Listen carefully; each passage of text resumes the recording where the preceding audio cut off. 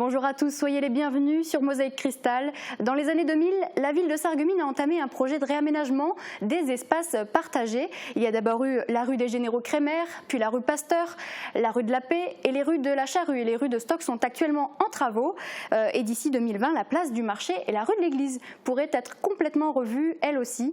Marc Zingraf est avec nous pour détailler les tenants et aboutissants de ce projet. Bonjour à vous. Bonjour Margot. Alors on va détailler ce projet en deuxième partie d'émission. C'est un sujet qui fait d'ailleurs la une des infos essentielles de ce mercredi 17 juillet. Concertation. C'est le maître mot concernant les travaux d'aménagement de la place du marché et des rues attenantes à Sarreguemines. Les riverains ont été conviés à une réunion en mairie pour découvrir et discuter des différentes propositions pour le devenir de cette zone du centre-ville.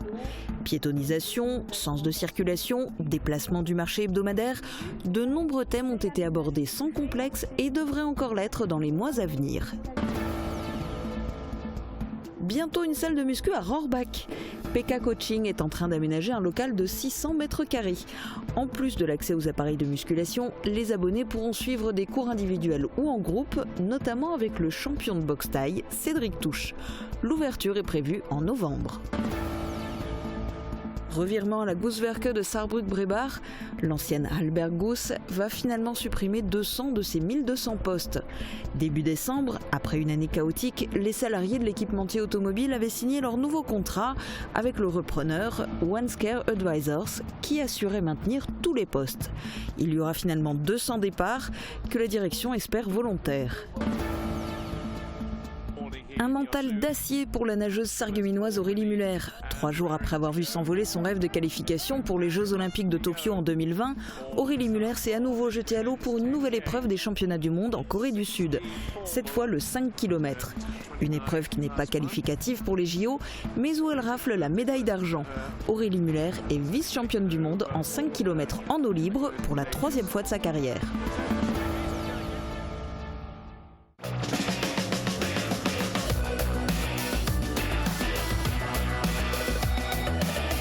Les crèches de l'Agglo éveillent la petite enfance et facilitent la vie des actifs.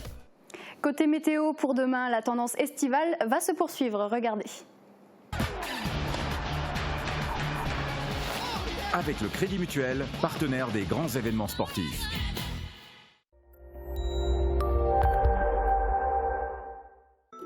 Demain, le soleil sera généralement voilé par des nuages. Les températures minimales seront comprises entre 12 et 15 degrés. Les températures maximales continuent lentement leur ascension de 26 à 28 degrés. Demain, jeudi 18 juillet, nous souhaiterons une bonne fête au Frédéric. Le soleil se lèvera à 5h45 pour se coucher à 21h24. Très belle journée à tous.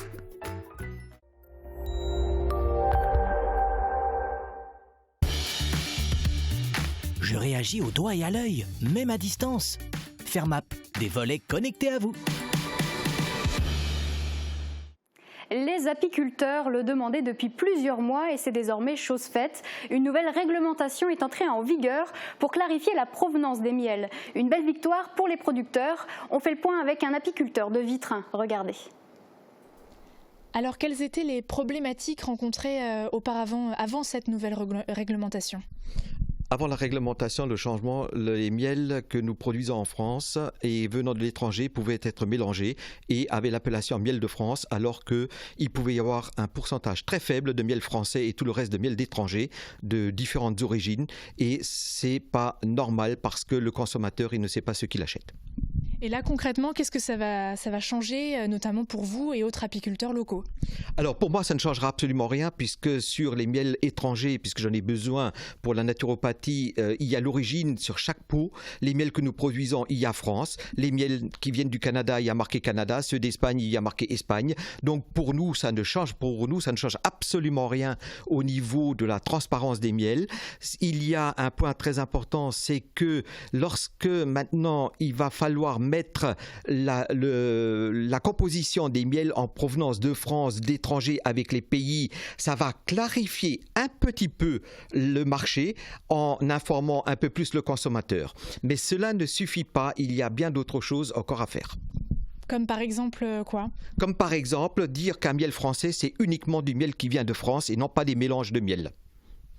Il faudra encore améliorer d'autres choses, notamment sur cette transparence et provenance des miels?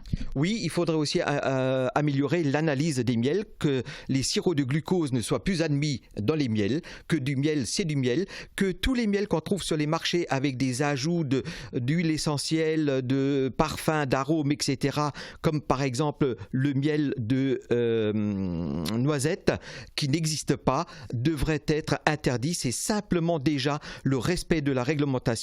Je suis qu'il y ait plus de contrôle en profondeur pour l'apiculture professionnelle, mais aussi pour les amateurs, car le problème est tout à fait identique, quelle que soit l'ampleur et le nombre de ruches que l'on détient. Une bonne nouvelle, certes, mais qui ne masque pas une autre déception, une année de récolte catastrophique par rapport à 2018. Quelles en sont les raisons, les explications dans ce reportage ? Jusqu'à aujourd'hui, la production de miel de cet apiculteur est très faible. 1,5 kg par ruche seulement, soit 120 kg au total pour cette année sur une cinquantaine de ruches. Un chiffre alarmant par rapport à des récoltes de 2 tonnes et plus les autres années. Pour ce producteur, les causes sont multiples. La principale est l'absence de fleurs, due en partie au fauchage. Et sans fleurs, l'abeille ne vit pas. Autre problématique, la pollution environnementale, notamment par l'utilisation de produits chimiques et pesticides. Les méthodes apicoles sont également mises en cause, avec l'exploitation des ruches à outrance et la création artificielle d'une race d'abeilles plus productive, mais qui entraîne une dégénérescence de l'espèce. Autre cause, et pas des moindres, le climat. D'autres apiculteurs du Pays de Bitche notamment comptabilisent une baisse de 60% de la production cette année. En cause, le mois de mai qui a été très froid. Pour sauver la récolte, certains ont recours au nourrissage des ruches faibles. Parfois, il reste encore quelques réserves des années précédentes pour assurer la vente.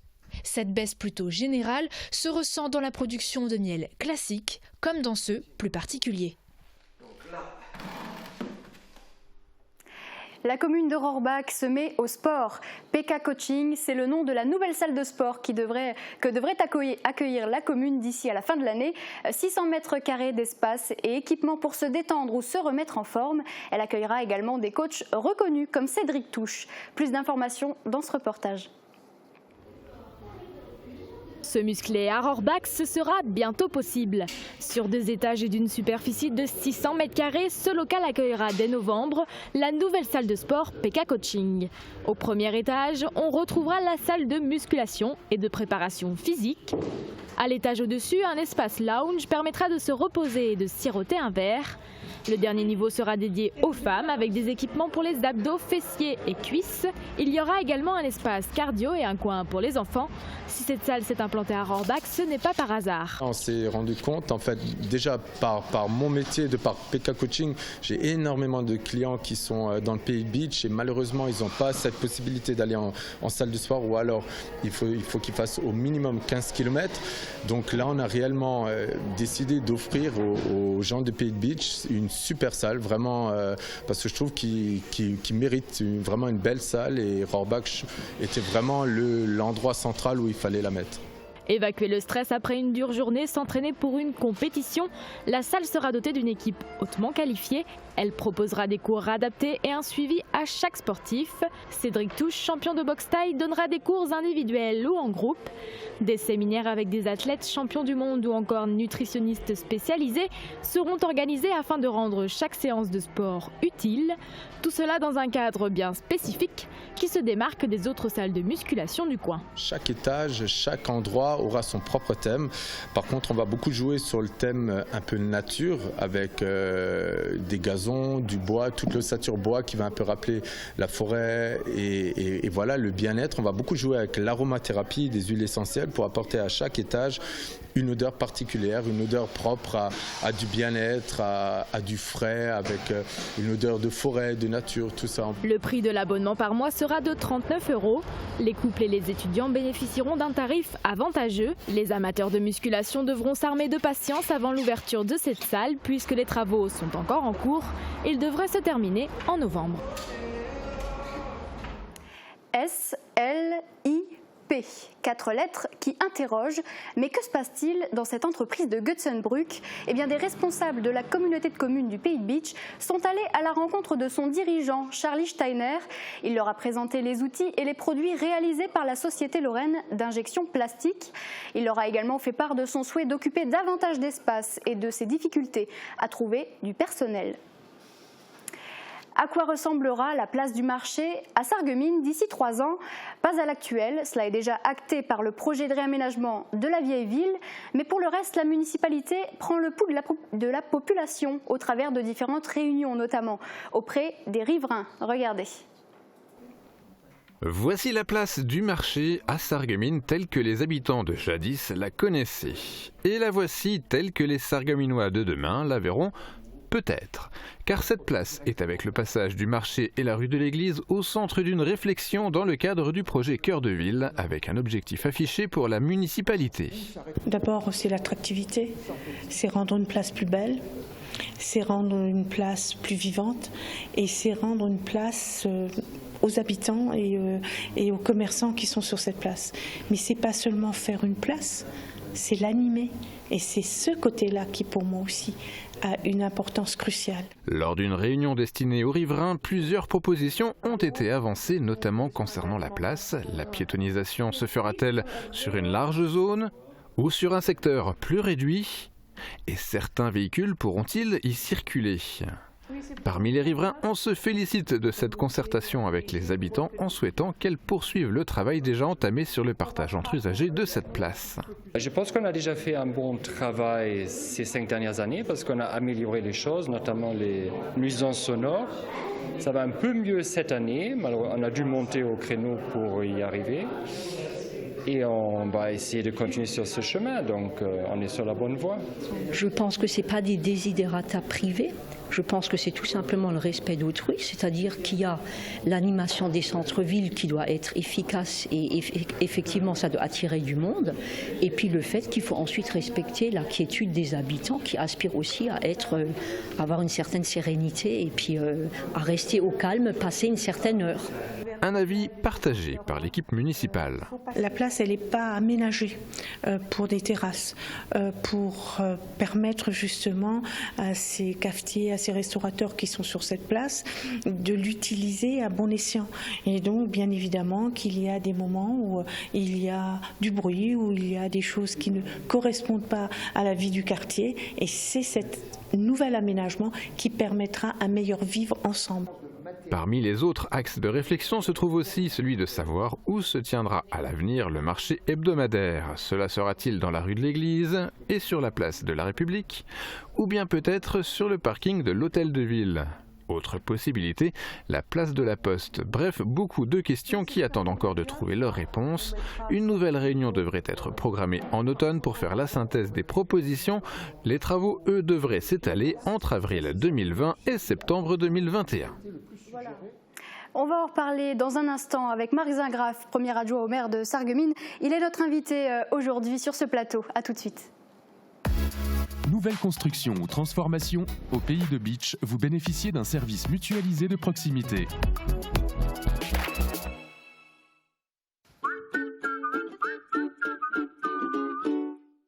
Rendez-vous au centre-ville de Bitche et au Jardin pour la Paix du 26 au 28 juillet pour les estivales de Bitche. Au programme, déambulations, spectacles, démonstrations, concerts et cerises sur le gâteau, un parcours d'obstacles ninja. Et dimanche, le grand feu d'artifice.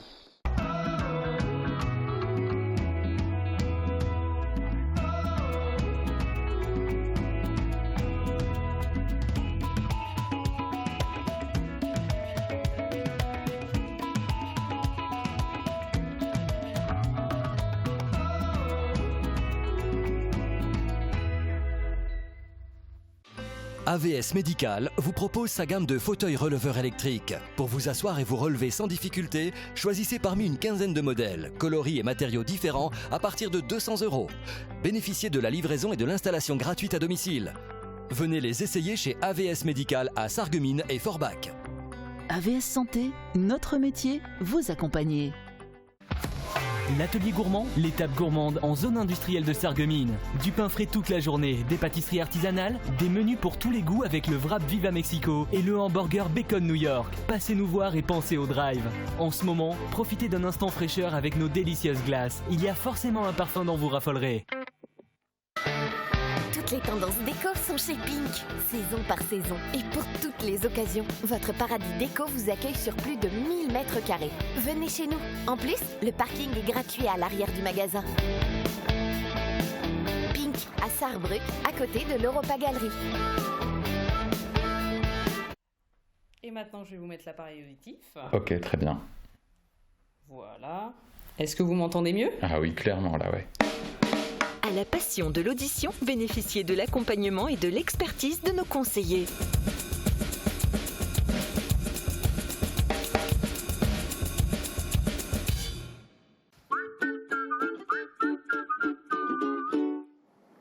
Monsieur Zingraf, on en parlait juste avant la pause. La place du marché et la rue de l'Église pourraient être refaites d'ici 2020-2021. C'est la prochaine cible du projet de réaménagement des espaces partagés de la vieille ville. Pourrait être refaite. Ça veut dire que pour l'instant, c'est encore un projet. Bon, écoutez, ça fait partie d'un projet assez vaste, qui a commencé d'ailleurs il y a 1 an avec la rue de la Charrue. Il y a 1 an, nous avons fait les premières concertations pour la rue de la Charrue, qui est en chantier aujourd'hui. Il n'y a pas de jour d'ailleurs où on nous appelle encore pour finaliser un certain nombre de choses rue de la Charrue. Et puis en même temps, nous avons dès à présent lancé les concertations. Vous avez vu à l'écran tout à l'heure Madame Nicole Müller-Becker, ma collègue chargée de cette question-là avec moi-même. Eh bien, nous avons commencé par réunir dans un premier temps les agents immobiliers, les professionnels dans ce domaine-là. Nous avons vu ensuite les cafetiers, les restaurateurs, les bistrotiers autour de cette place et de ce périmètre de la place du marché. Et puis nous avons terminé par les habitants, par ceux qui vivent là, les riverains, ainsi que les présidents des conseils de quartier concernés sur la ville par cette question-là. On a voulu les associer. Il y a une véritable concertation qui a démarré. Nous échangeons beaucoup avec tous ces acteurs-là. Et puis, nous leur avons donné rendez-vous en automne pour qu'on puisse leur proposer, leur faire des propositions qui tiennent compte de toutes les remarques que nous avons enregistrées. Alors, ce projet, c'est un projet qui a débuté dans les années 2000. On est en 2019. Il était temps pour la place du marché? Alors je pense qu'il est important de redynamiser cette place du marché, d'être dans l'état d'esprit de ce que nous appelons action au cœur de ville, mais nous avons voulu mettre l'accent bien sûr sur la partie vieille ville, sur un endroit de la ville qu'il est important d'animer, comme l'a dit ma collègue tout à l'heure à l'écran, de l'animer sous toutes les formes possibles. Il s'agit évidemment, et c'était une demande très forte lors des réunions de concertation, d'avoir une vraie réflexion autour de la question des terrasses, d'avoir une vraie réflexion sur la question du cheminement, de l'accès aux vitrines, à l'activité commerçante, à l'animation du site de cette place où on a vu qu'il y a eu des propositions très intéressantes. Si par exemple à l'endroit où se trouve la fontaine, eh bien un endroit d'animation est prévu, tout le monde en profite. Les terrasses dans la partie haute, le marché lorsqu'il est là dans la partie basse ou traversante, les commerçants qui sont autour. Voilà, donc c'est ce genre d'idées qui nous intéresse beaucoup parce que c'est l'intérêt de tout le monde. C'est l'intérêt de tout le monde. Donc il pourrait y avoir un calendrier d'animation qui serait prévu. Tout à fait. Il y aura des expérimentations et des initiatives dès cet été pour essayer d'animer les lieux. Alors il y a un véritable débat concernant la piétonisation de ce quartier. Oui, est-ce que vous pensez que ça pourrait profiter quelque part aux commerçants ? Alors, vous savez, des débats, des discussions, à un endroit comme celui-là, c'est inévitable. Entre ceux qui veulent de l'animation, même le soir, quelquefois un endroit pour boire un verre, et immanquablement ça fait un peu de bruit. Il y a ceci dit des règles qu'il faut respecter, qu'il faudra bien sûr toujours respecter. Et puis ceux qui veulent un endroit très paisible, très silencieux. Voilà, donc faire cohabiter, c'est difficile. Les voitures et les piétons, c'est pareil. Ceux qui voudraient aller au plus proche avec la voiture, et puis ceux qui se disent mais un endroit comme celui-là, il faut qu'il soit piéton. Voilà. Alors comment faire des propositions qui essaient de tenir compte de la vie de chacun? Alors on ne peut pas toujours dire oui à tout, c'est évident, mais nous avons à l'occasion des différentes réunions proposé différentes diapos qui donnent des simulations différentes. Hein.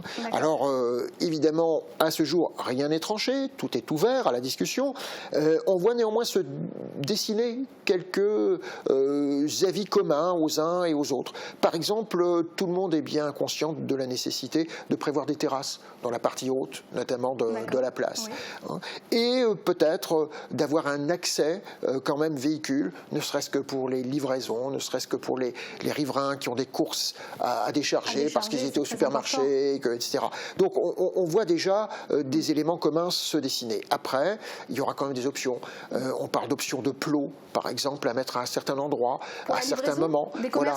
C'est-à-dire que l'après-midi, la soirée, quand les terrasses sont pleines, c'est pas le moment de venir avec un camion. Il y aura des moments. C'est d'ailleurs le cas dans les villes. Les plots, ça se monte, ça se descend, et ça permet à tout le monde de fonctionner. Donc il faut simplement un règlement, et puis qu'on le dessine ensemble, et puis qu'après on l'accepte.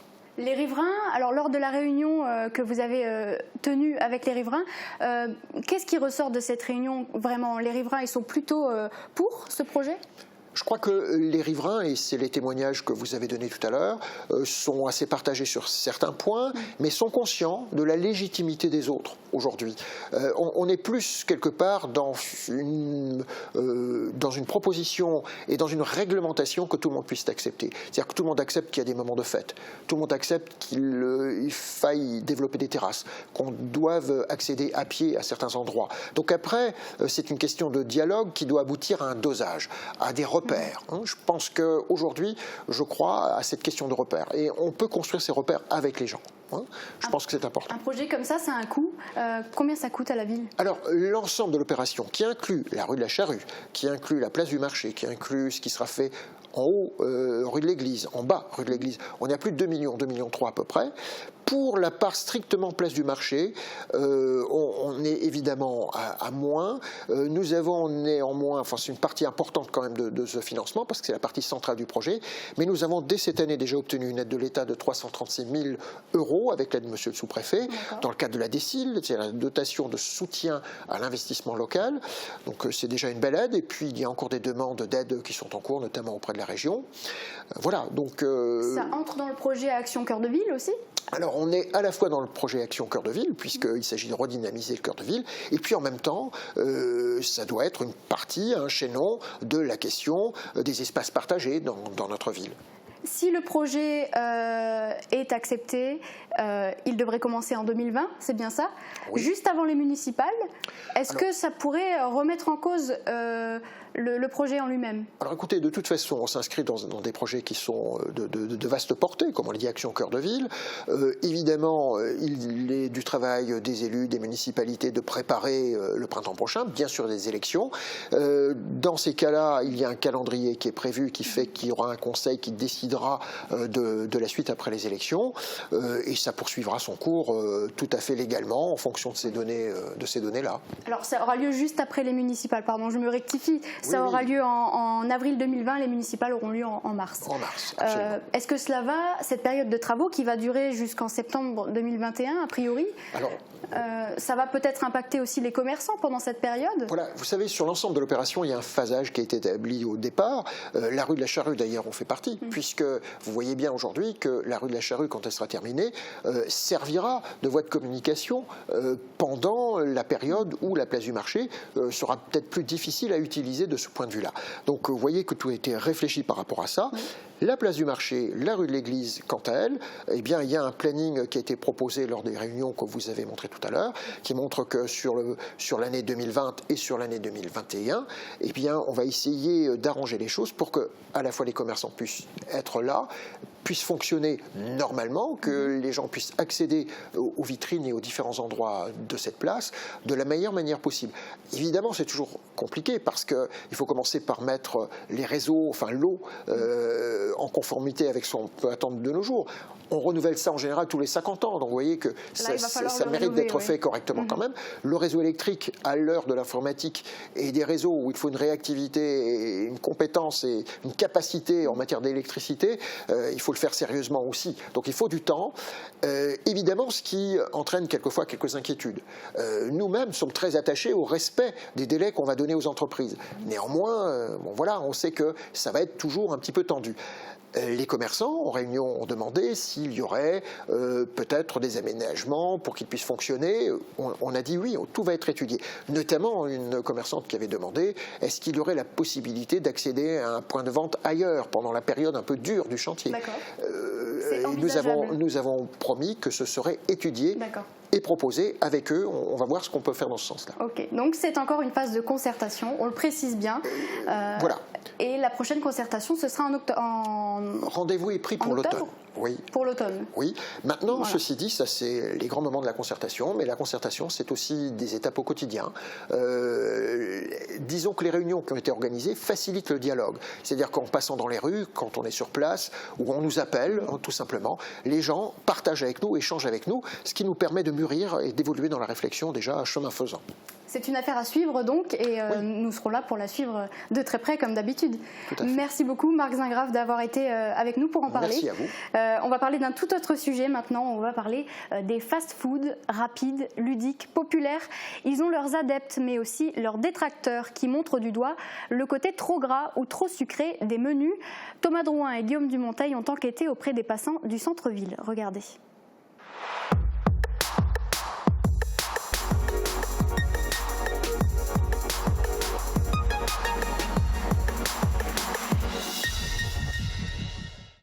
Je suis pas tellement fast-food, je préfère le restaurant, le vrai. Donc voilà, je dis pas que j'y vais pas du tout, occasionnellement. Je peux pas la manger. Non, ça marche pas chez moi parce que je suis fragile et après il y a des troubles au niveau de la digestion, alors j'évite. C'est plutôt pour mes petits-enfants, pour leur faire plaisir. C'est pas trop cher, de temps en temps c'est pratique. Quand on était plus jeune, on y allait plus souvent, mais maintenant on évite. Est-ce que pour vous, fast-food, c'est forcément synonyme de mauvaise nourriture ? Oui, exactement, c'est ça, je suis bien d'accord.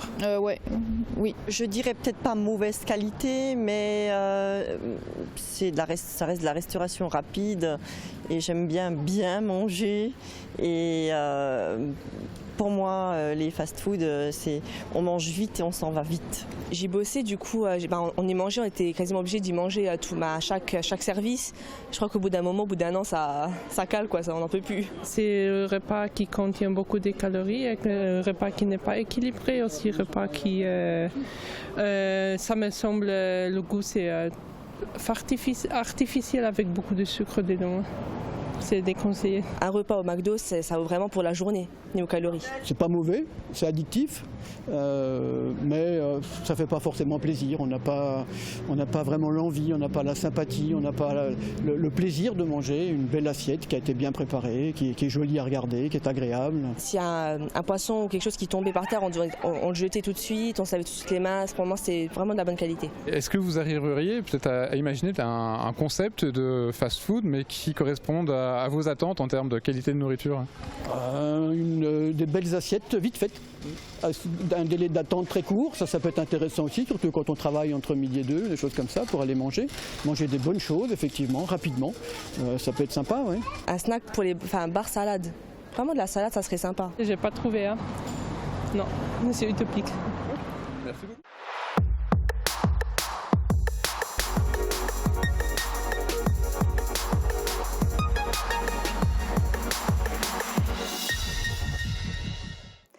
Juste avant de se quitter, je vous rappelle que le festival Les Étendards se poursuit et ce jusqu'au 24 août. Et ce samedi, retrouvez le spectacle Tourista organisé par la compagnie Déracinez-moi, écrit par Laurent-Guillaume Deslinger et Johanna Bassi. C'est un spectacle tout public qui dure 45 minutes. Le thème est « Partez où nous voulons ». Une belle incitation au voyage et à l'évasion du monde moderne. Ça s'appelle Tourista et c'est ce samedi à 20h30 à l'aire sportive de Putelange-au-Lac. C'est la fin de notre émission. Merci à tous de nous avoir suivis. À très vite sur Mosaïque Cristal.